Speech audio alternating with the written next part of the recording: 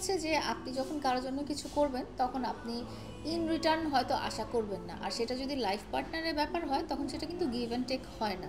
আপনার লাইফ পার্টনারের কাছে আপনি কখনো টাকা দিবেন তখন কোনো দলিল ছাড়াই টাকা দিয়ে দিবেন, বা তাকে আপনি কোনো কিছু করে দিবেন সেখানে কোনো লিখিত এগ্রিমেন্ট থাকবে না। সো লাইফ পার্টনারের জন্য যদি কখনো কিছু করা হয় সেটা আপনি কখনো আশা করেন না যে সে সেটা ফেরত দিবে বা সে ওইটার ব্যাপারে ভালো কিছু বলবে। তো আর মানুষ যখন সম্পর্কটা শেষ হয়ে যায় তখন একজন আরেকজনের ব্যাপারে ভালো বলার বদলে খারাপই বলে, এটা সাধারণ নর্মাল প্র্যাকটিস। তো আমি তার কাছেও কিছু আশা করি না, আর আমি চাইও না তার কাছ থেকে।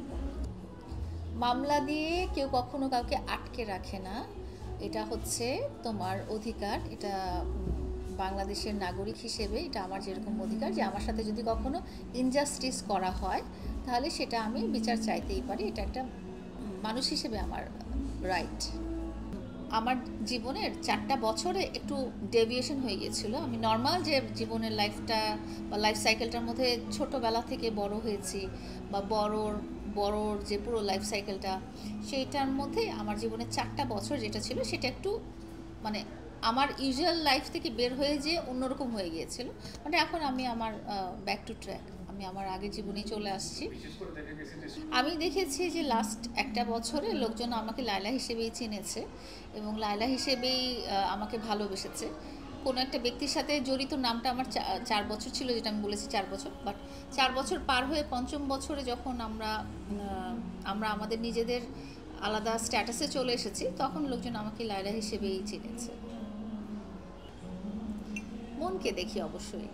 আমার মধ্যে আমার কাছে মানবিক গুণাবলী যেটা থাকে সেটা অনেক বেশি প্রায়োরিটি পায়। একটা মানুষ মানবিকভাবে যেরকম, সেটাই আমার কাছে ইম্পর্টেন্ট। একটা মানুষের কতটা টাকা আছে বা তার সমাজের স্ট্যাটাস কেমন সেটা আমার কাছে কখনোই প্রায়োরিটি পায় না। লায়লার ভালোবাসা সবসময় মনেই ছিল, তো অন্য ব্যক্তির ভালোবাসা কিসে ছিল এটা সেই ভালো বলতে পারবে না। আমার যেটা হচ্ছে যে আমি ওই দুঃস্বপ্নে কখনো ফেরত যেতে চাই না। একটা দুঃস্বপ্ন মানুষ যখন দেখে তখন সকালে উঠে সেটা ভুলে যেতেই চায়, বারে বারে মনে করতে চায় না। তো আমার লাইফেও ওরকম যে আমি ওই দুঃস্বপ্নে আর ফিরে যেতে চাই না আসলে। পরবর্তী জীবন নিয়ে পরিকল্পনা যেটা বললাম যে আমি তো আসলে লাইফের একদম শেষ স্টেজে, তো এখানে আমি যতদিন বেঁচে আছি ততদিন হাসি খুশিভাবে বেঁচে থাকতে চাই, সুখে থাকতে চাই, ভালো থাকতে চাই। মিডিয়া নিয়ে আমার কোনো পরিকল্পনা নাই, এটা নিতান্তই আমার একজন লাইফ পার্টনার ছিলেন, এটা তার সেক্টর ছিল। তো তার সাথে থাকতে থাকতে আমার মিডিয়াতে কিছুটা জড়িত হয়ে যাওয়ার ব্যাপার হয়েছে।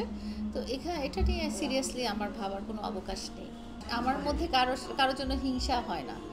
যার জন্য যেটা প্রযোজ্য, আমি যে কাজটা পারবো না সেটা আমাকে দিয়ে কোনোভাবেই হবে না।